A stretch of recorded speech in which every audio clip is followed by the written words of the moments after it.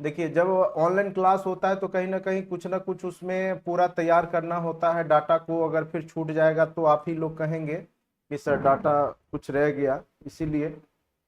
चलिए, आज का जो टॉपिक है वो इन्वायरमेंट साइंस का है, अति महत्वपूर्ण टॉपिक है।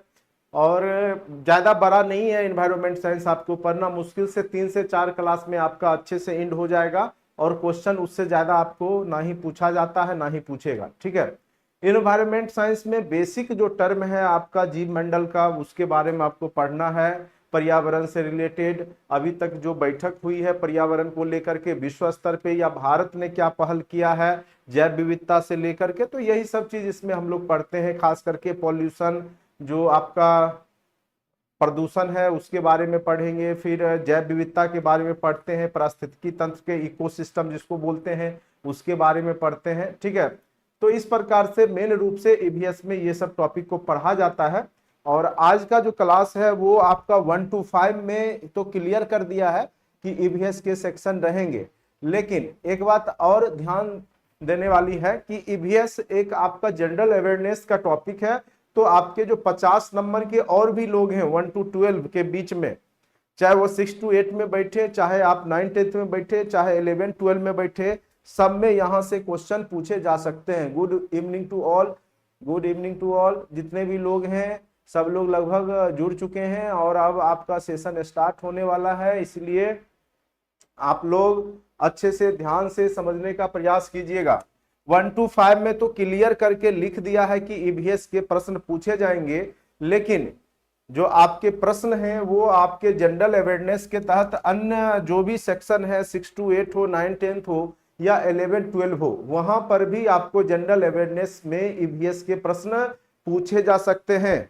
इसीलिए आप लोग अच्छे से ध्यान से इस टॉपिक को समझने का प्रयास कीजिए और उम्मीद करते हैं कि आप लोग इसको समझ जाएंगे। और कहीं कुछ नहीं है, और बचपन से आप लोग ये सब पढ़ते आते हैं। 5वें क्लास से ही आपका 5 क्लास में भी पर्यावरण अध्ययन है, वहां से ही आप लोग थोड़ा बहुत पढ़ना शुरू कर देते हैं। और वही सब चीज को बस यहाँ पे हमने संकलन कर दिया है। और शॉर्ट नोट्स आपको कल तक में पूरा कंप्लीट ईवीएस का आपको दे देंगे। उसके बाद 1 by 1 करके मुश्किल से 3 क्लास या 4 क्लास लगेंगे ईवीएस को कंप्लीट कराने में, ठीक है। तो सबसे पहले जो शब्द आ गया आपका पर्यावरण, जिसको इन्वायरमेंट बोलते हैं, ठीक है। पर्यावरण होता क्या है वो देखिए, परिजोर आवरण, ठीक है, जिसका अर्थ होता है पृथ्वी के परि मतलब ऊपर, पृथ्वी के ऊपर का जो आवरण है चारों ओर का, वही क्या कहलाता है आपका पर्यावरण कहलाता है। यानी परिजोर आवरण मिलकर के क्या बनता है आपका पर्यावरण बनता है। परिजोर आवरण मिलके क्या बनता है पर्यावरण बनता है। यहां पर देखिए लिखा हुआ है परिजोर आवरण, परिजोर आवरण क्या हो गया पर्यावरण, यानी पृथ्वी के सतह के चारों ओर का जो आवरण है, ठीक है, चाहे वो प्राकृतिक हो, चाहे मानव निर्मित हो, चाहे कृत्रिम, वही मानव निर्मित हुआ, तो दोनों मिलकर के ही पर्यावरण के पार्ट बनते हैं। देखिए यहां लिखा हुआ है पृथ्वी के ऊपर एवं इसके चारों ओर सभी घटक को हम इसके अंतर्गत रखते हैं, चाहे वह घटक मानव निर्मित हो, चाहे वह प्राकृतिक हो, जो कुदरत ने बनाया है, प्रकृति ने बनाया है, दोनों मिलकर के ही पर्यावरण के घटक होते हैं। यानी जैव और अजैव, जैविक जिसमें जीवांश है और अजैविक जिसमें जीवांश नहीं है, वो दोनों मिलकर के ही पर्यावरण का निर्माण करते हैं, ठीक है। तो यहां पर लिखा हुआ है पर्यावरण के घटकों को प्राकृतिक एवं मानव निर्मित में यहां पर विभक्त करके देखा जा सकता है, विभाजित करके देखा जा सकता है।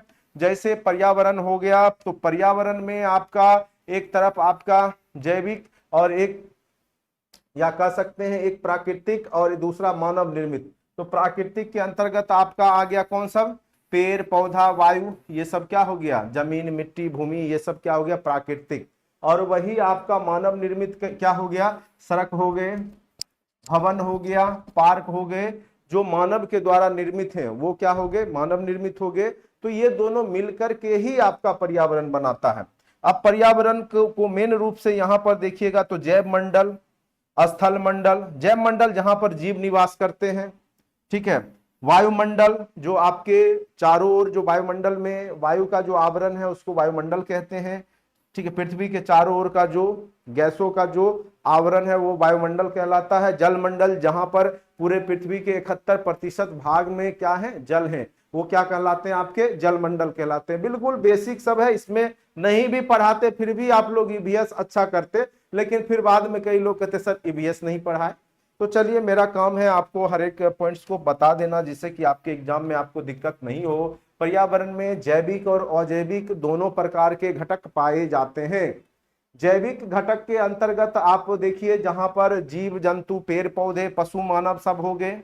अजैविक के अंतर्गत हो गया भूमि, हो गया मिट्टी, हो गया वायु, हो गया लकड़ी, हो गया जो निर्जीव वस्तु है, वो सब क्या हो गया आपका अजैविक हो गया। और जैविक हो गए पेड़ पौधे, पशु, मानव। ठीक है, अब देखिए जैव मंडल आपका सब मिलकर के ही यहाँ पे काम करता है। जैव मंडल के पार्ट हो गए जैसे जल मंडल में भी, स्थल मंडल में भी और वायुमंडल, ये तीनों मिलकर के ही जैव मंडल बनाते हैं। ठीक है, क्योंकि कुछ जीव जल में रहते हैं, कुछ जीव वायु में भी रहते हैं, ठीक है, हवा में, कुछ जीव जो है स्थल मंडल पे निवास करते हैं। तो ये तीनों मिलकर के ये जैव मंडल का निर्माण करते हैं जहां जीव रहते हैं। ठीक है,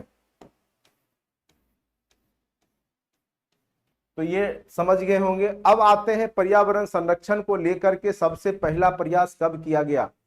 तो याद रखना है ये सब अब जो है अति महत्वपूर्ण बिंदु है, यहां से निश्चित तौर पे प्रश्न पूछे जाते हैं। पर्यावरण संरक्षण को लेकर के सबसे पहले वैश्विक स्तर पर 1972 ईस्वी में, कहां पर, स्टॉकहोम स्वीडन में, ठीक है, इस पे चर्चा किया गया और वह तारीख था 5 जून 1972। इसी के कारण पर्यावरण दिवस कब मनाया जाता है, अति महत्वपूर्ण, 5 जून को पर्यावरण दिवस कब मनाया जाता है, 5 जून को। चूंकि इसी दिन क्या हुआ था, इसी दिन आपका कहां पर, तो स्वीडन में, देखिए लिखा हुआ 5 जून 1972 को स्टॉकहोम, ठीक है, स्टॉकहोम स्वीडन में बैठक होने के कारण इसे पर्यावरण दिवस के रूप में मनाया जाता है। सबसे पहले वैश्विक स्तर पर पर्यावरण को लेकर के जो मीटिंग हुई थी, पूरे विश्व के देश लोग एकत्रित हुए थे, वह 1972 में, 5 जून 1972 को पर्यावरण को लेकर के, चूंकि पृथ्वी का टेम्परेचर दिनों दिन बढ़ते जा रहा था, तो जो भी वैश्विक स्तर की संस्था है उन्होंने यहाँ पर क्या किया कि एक मीटिंग बुलाई और इस कारण से ही 5 जून को क्या कहा जाता है, पर्यावरण दिवस मनाया जाता है। ठीक है, और इसी दिन को प्रतिवर्ष 1973 से आज तक, अभी तक मनाया जा रहा है 5 जून को पर्यावरण दिवस। ठीक है, तो अति महत्वपूर्ण है कि पर्यावरण दिवस कब मनाया जाता है, तो 5 जून को, इन्वायरमेंट डे।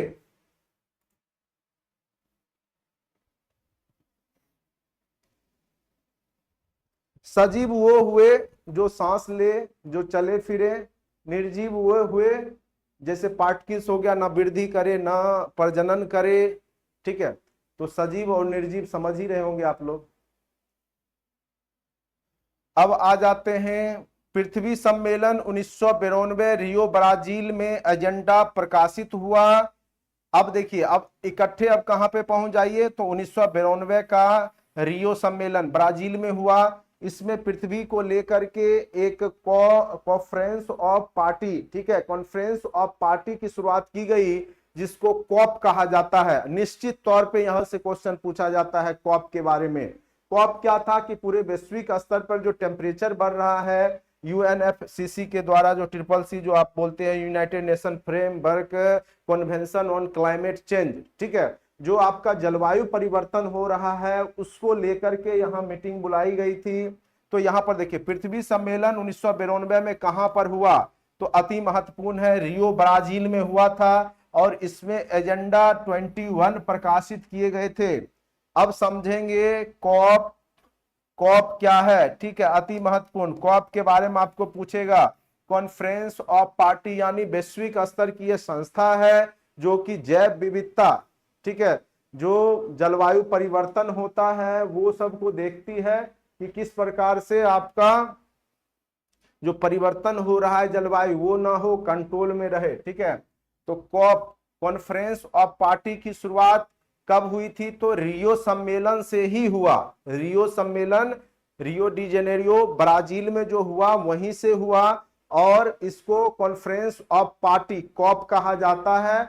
और कई बार पूछेगा कि अभी जैसे कॉप 28 होने वाला है, कॉप 27 हो चुका है, 2023 में क्या होगा, कॉप 28 होगा। ठीक है, तो कॉप 28 या कॉप 27 से निश्चित बीपीएससी एक क्वेश्चन पूछ सकती है, इसीलिए इसको अच्छे से कहां पर हुआ ये ध्यान रखिएगा। कॉप का अर्थ क्या हुआ, कॉन्फ्रेंस ऑफ पार्टी, और इसको कौन तैयार करता है, United nation framework convention of climate change. ये पूछ सकता है UNFCCC का full form, United nation framework convention on climate change. ठीक है, ये UNFCCC का डायरेक्ट आपको कहीं लिखा भी हुआ होगा, आगे देखिए, नहीं होगा तो हम लास्ट में लिख देंगे। इसी बैठक में हुई थी। कॉप 24 कहां पर हुआ था, पोलैंड में हुआ था। कॉप अभी वर्तमान में कॉप 28 प्रस्तावित है, जो कि सऊदी अरब में, ठीक है, संयुक्त अरब अमीरात में होने वाला है। और इससे पहले जो हुआ वो मिस्र में हुआ, कॉप 27। कॉप 27 याद रखिएगा, ये हो चुका है, तो उम्मीद ज्यादा है यहां से पूछने का। देखिए, United nation framework convention on climate change यानी जलवायु परिवर्तन पर संयुक्त राष्ट्र फ्रेमवर्क अभिसमय का कॉप 27 सम्मेलन 7 से 18 नवंबर 2022 को, कब से कब तक, तो 7 से 18 नवंबर 2022 को मिस्र के शर्म शेख में संपन्न हुआ। ठीक है, शर्म अल शेख होगा, ठीक है, शर्म शेख में यह संपन्न हुआ। और संयुक्त अरब अमीरात में 2023 में जलवायु परिवर्तन पर संयुक्त राष्ट्र फ्रेमवर्क कन्वेंशन UNFCCC पार्टियों का सम्मेलन होगा। और यह घोषणा UNFCCC कॉप 26 जो ग्लासगो शिखर सम्मेलन में ही कर दी गई। यानी अगला जो है कॉप 28 जो है आपका 2023 में होने वाला है, और यह संयुक्त अरब अमीरात में होगा। अब देखिए, UNFCCC का फुल फॉर्म लिखा गया है, निश्चित तौर पे यहां से प्रश्न पूछे जा सकते हैं कि UNFCCC क्या है, तो United nation framework convention on climate change अति महत्वपूर्ण है। बीपीएससी यह टॉपिक बार बार उठाता है, पूछता है यहां से क्वेश्चन। यूनाइटेड UNFCCC का फुल फॉर्म भी आप लोग से पूछ देगा 1 to 5 वालों के लिए।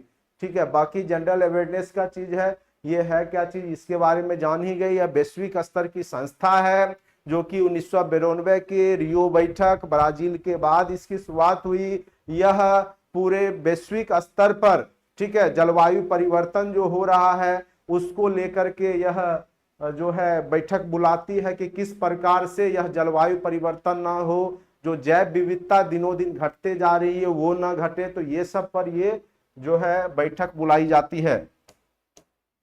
अब आ जाते हैं GOF क्या है, ग्लोबल इन्वायरमेंटल फैसिलिटी। इसकी भी शुरुआत रियो ब्राजील में ही हुई, पृथ्वी सम्मेलन 1992 में। ठीक है, अब सबसे अति महत्वपूर्ण है क्योटो प्रोटोकॉल के बारे में आपने सुना होगा, और कई बार आपके एग्जाम में यहां से क्वेश्चन भी आया होगा कि क्योटो प्रोटोकॉल, ठीक है, वो क्या है, और खास करके कार्बन उत्सर्जन को लेकर के रोक लगाने की बात की गई। जितने भी विकसित देश हैं वो सबसे ज्यादा कार्बन उत्सर्जित करते हैं। जितने भी हाइड्रोकार्बन है, पेट्रोलियम से जो जितना यूज करेगा, जहां पे जितने यातायात होंगे, वाहन होगा, जो सुख सुविधा की चीज होगी, बिजली ज्यादा होगी, विद्युत आपूर्ति, या जहां पे यातायात होगा ज्यादा तो वहां पे कार्बन उत्सर्जन भी ज्यादा होगा, या जहां पे इंडस्ट्री ज्यादा होगी, फैक्ट्रियां ज्यादा होगी। और इसमें आप देखेंगे तो चीन और अमेरिका बहुत ज्यादा कार्बन उत्सर्जन करते हैं। ठीक है, भारत भी करता है, लेकिन इनके रिस्पेक्ट में बहुत कम करता है भारत कार्बन उत्सर्जन। ठीक है, तो यहां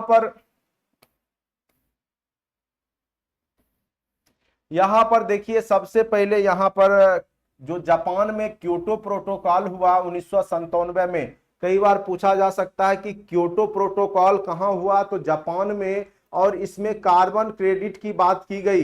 यानी जो विकसित देश हैं वो कार्बन क्रेडिट लेकर के अपना काम कर सकते हैं, यानी जहां पे कार्बन उत्सर्जन कम होता है उससे ले सकते हैं क्रेडिट और वो उत्सर्जन कर सकते हैं। ठीक है, उससे क्या होगा कि वैश्विक स्तर पे जो है कार्बन का उत्सर्जन कंट्रोल होगा। ठीक है, यहां पर देखिए जापान, इसमें कार्बन क्रेडिट की बात की गई तथा कार्बन उत्सर्जन पर रोक लगाने का प्रयास किया गया। ठीक है, तो वैश्विक स्तर पे कम से कम कार्बन उत्सर्जित हो, वायुमंडल में कम से कम कार्बन का उत्सर्जन हो, इसके लिए क्योटो प्रोटोकॉल जाना जाता है और यह जापान में है। 1997 में यह बैठक हुई थी कार्बन उत्सर्जन पर रोक को लेकर के कि कम से कम कार्बन उत्सर्जन किया जाए वैश्विक स्तर पर। अब आ जाइए, एक नया पॉइंट है मॉन्ट्रियल समझौता। यह क्या है? मॉन्ट्रियल समझौता 1987 में कनाडा में हुआ। कनाडा में ही मॉन्ट्रियल जगह है, वहीं पे 1987 में यह हुआ और यह ओजोन सुरक्षा को लेकर के था। आपको पता होगा कि वायुमंडल में एक समताप मंडल के ऊपर एक परत है ओजोन मंडल का, जिसमें O3 गैस की प्रचुरता है। कौन से गैस की? कई बार पूछेगा कि ओजोन मंडल में कौन सा गैस है, तो O3 गैस है। जब हम अपने घर में क्लोरोफ्लोरोकार्बन का उत्सर्जन करते हैं, चाहे एरोसोल के रूप में हो, जो दाढ़ी बनाने के क्रीम वगैरह में यूज होता है, या फिर आपका जो आप घर में एयर कंडीशनर लगाते हैं या फ्रिज रखे हुए रहते हैं, ठीक है, वो सब में आपका क्लोरोफ्लोरोकार्बन यूज होता है। तो वो सब जब उत्सर्जित होता है उससे ओजोन में छिद्र हो जाते हैं, ओजोन का लेयर वहां पतला हो जाता है, जिस कारण से पृथ्वी पर जब सनलाइट पड़ती है तो डायरेक्ट वह पृथ्वी पर आएगी तो वह हमारे त्वचा को प्रभावित करती है और त्वचा के तरह तरह की बीमारियां जैसे कैंसर भी हो सकते हैं। इसको लेकर के यहाँ पर मॉन्ट्रियल समझौता में कनाडा में जो हुआ, ओजोन परत के क्षय को लेकर के चर्चा की गई। तो ये अति महत्वपूर्ण है और ये हुआ था 16 सितंबर 1987 को। कब हुआ था? तो 16 सितंबर 1987 को हुआ था, जिस कारण से ओजोन दिवस, कई बार पूछ चुका है यह परीक्षा में, अति महत्वपूर्ण पॉइंट्स है कि ओजोन दिवस कब मनाया जाता है, तो 16 सितंबर को। और कौन से प्रोटोकॉल में? मॉन्ट्रियल में यह सबसे पहले समझौता हुआ और वहां पर जो है यह समझौता 16 सितंबर 1987 को हुआ था कनाडा में, ओजोन परत के क्षय को लेकर के। तो ओजोन के बारे में भी जान गए, वो क्या करता है? पारावैंगनिक किरणों को, अल्ट्रावायलेट रे को पृथ्वी तक आने से रोकता है, जिस कारण से पृथ्वी जो अवरक्त किरणें हैं चाहे अल्ट्रावायलेट, उससे बच जाती है और यहाँ पे जीव जगत का जो बहुत सारी परेशानियां होती वो रुक जाती है। लेकिन कई जगह पर छिद्र होने से क्या हुआ कि जो आपके उत्तरी ध्रुव पे या दक्षिणी ध्रुव पे बर्फ है वो भी पिघलने लगते हैं। ठीक है, और उससे आपका महासागर का लेयर भी बढ़ जाता है और आपका तूफान की संख्या बढ़ जाती है। ठीक है, समुद्र किनारे जो भी है तूफान की संख्या बढ़ जाएगी। तो कहीं ना कहीं इसको लेकर के यहाँ पर 16 सितंबर 1987 को ओजोन परत क्षय को लेकर के चर्चा की गई और इसीलिए ओजोन दिवस के रूप में 16 सितंबर के दिन को मनाया जाता है और ओजोन परत को बचाने की बात की गई है। ठीक है, यहां तक उम्मीद करते हैं कि आप लोग को समझ में आ गया होगा। COP21, अब देखिए ये मेन रूप से आप पढ़ के जाइएगा COP26 कहां होने वाला है, सॉरी COP27 और COP28 यहां पर है। थोड़ा बहुत COP के बारे में जान लीजिए। यहां पर चूंकि 2 degree Celsius, COP21 Paris France में हुआ था 2015 में और इसमें समझौता में कार्बन उत्सर्जन को इतना कम करने का लक्ष्य रखा गया जिससे कि तापमान पूरे वैश्विक स्तर पर 2 डिग्री सेल्सियस कम हो जाए। ठीक है, तो COP21 फ्रांस में हुआ, पेरिस में, और इसमें मतलब जितना भी टेम्परेचर है अभी वैश्विक स्तर पर कम उत्सर्जन करके कार्बन का, उसको 2 डिग्री टेम्परेचर घटाने की बात की गई। $100 बिलियन के फंड का भी प्रावधान किया गया, यानी जो आपका जैव विविधताएं घट रही है या जलवायु परिवर्तन हो रहा है, इसको लेकर के इसको लेकर के जो है यहाँ पर, ठीक है, कितना तो फंड दिया गया, कितना, $100 बिलियन का फंड। और इसमें अमेरिका आगे चल करके फिर क्या हुआ 2017 में, शुरुआत में तो बोला कि 100 बिलियन फंड हम देंगे वैश्विक स्तर पर, खास करके जो कार्बन उत्सर्जन है उसको कंट्रोल करने के लिए, पेड़ पौधे लगाने के लिए, ठीक है। लेकिन 2017 में अमेरिका जो है इससे बाहर हो गया। जब डोनाल्ड ट्रंप थे तो अमेरिका बहुत सारे समझौता से बाहर हो गया, और 2017 में जो है आपका अमेरिका ये जो $100 बिलियन में जो दे रहा था, पार्टिसिपेट कर रहा था, उस समझौते से, पेरिस समझौते से बाहर हो गया, ठीक है। अमेरिका की नीति बस अपने लाभ को देखना होता है, तो यहां पर उसने साबित कर दिया। और 2017 में अमेरिका इस समझौता से निकल गया। अब अमेरिका इसमें फंड नहीं देता है, ठीक है। $100 बिलियन,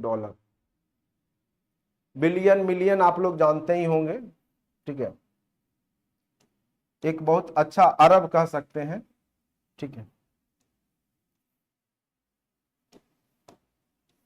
अब आ जाइए भारत में किए गए प्रयास। भारत ने अब तक क्या क्या प्रयास किया है यहाँ पर, तो 1980 पर्यावरण और वन मंत्रालय का गठन किया गया। भारत में पर्यावरण को लेकर के सर्वप्रथम जो प्रयास किए गए, तो 1980 में पर्यावरण एवं वन मंत्रालय का गठन किया गया। अति महत्वपूर्ण है कि भारत में पर्यावरण एवं वन मंत्रालय का गठन कब किया गया, तो 1980, 1980। 1986 अति महत्वपूर्ण है, अति महत्वपूर्ण है 1986, पर्यावरण संरक्षण अधिनियम लाए गए भारत में। पर्यावरण संरक्षण अधिनियम कब आया, तो 1986 में। अति महत्वपूर्ण टॉपिक है, पर्यावरण संरक्षण अधिनियम कब आए। सर इस बार का टाइम क्या था, 5 जून का, 5 जून को ही रहता है पर्यावरण दिवस, ठीक है। 1986 पर्यावरण संरक्षण अधिनियम आया, अति महत्वपूर्ण है। पर्यावरण संरक्षण अधिनियम भारत में कब लागू किया गया, तो 1986 में, ठीक है। अब आ जाइए 1988, भारत में क्या हुआ कि वन नीति आई, और भारत का जो वन प्रतिशत है उसको 33% करने का लक्ष्य रखा गया, जबकि अभी लगभग 24.5% वन है भारत में, ठीक है। लगभग कितना है, 24.5%। और बिहार में तो अब जाकर के, जब जल जीवन हरियाली मिशन आया है, तब जाकर के 10 पॉइंट समथिंग है। उससे पहले जो 7.7 के आसपास ही भारत में जो आपका था 1% था। और ये करेंट अफेयर्स जब मैं पढ़ाऊंगा तो उस समय बिहार के बारे में बता दूंगा कि वर्तमान में कितना है, ठीक है, वर्तमान में कितना है, ठीक है। तो बिहार में जो है अभी वर्तमान में 10 पॉइंट समथिंग पहुंचा है। और पूरे वैश्विक स्तर पे जैसे यहाँ पर है भारत की नीति, तो वन नीति के तहत 1988 में कहा गया कि भारत का जो वन प्रतिशत है वो कम से कम आपका कितना पहुंचाया जाए, तो 33% तक पहुंचाया जाए, जबकि वर्तमान में 24.5 के आसपास है। और बिहार में जो 7 दशमलव कुछ था, अब आकर के 10 पे आया है, जिसको कि 17% करने का लक्ष्य रखा गया था बिहार में। जल जीवन हरियाली मिशन कृषि रोड मैप जो 3 आया 17 से 22 के तहत, उसमें जो है 17% वन क्षेत्र को बढ़ाने का प्रयास या लक्ष्य रखा गया। तो ये भी क्वेश्चन बिहार के दृष्टिकोण से अति महत्वपूर्ण है, लेकिन इतना पहुंचा नहीं है, अभी 10 पॉइंट ही समथिंग पहुंचा है। अब आ जाइए 2002 का जैव विविधता संरक्षण अधिनियम, एनजीटी, नेशनल ग्रीन ट्रिब्यूनल, राष्ट्रीय हरित प्राधिकरण की स्थापना कब हुई। अगर पूछे तो आपको बोलना है 2010 में। हरित प्राधिकरण की स्थापना कब हुई, तो 2010 में हुई, ठीक है।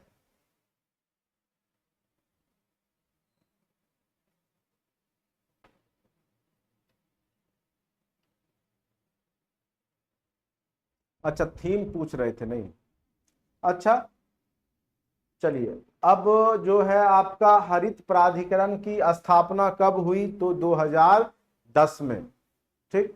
करेंट अफेयर्स का जब मैं टॉपिक करवाऊंगा तब उसमें आपको और भी डीपली जो पर्यावरण के करेंट टॉपिक होंगे तो उसमें बहुत सारा डाटा फिर से मैं इंक्लूड करूंगा, ठीक है।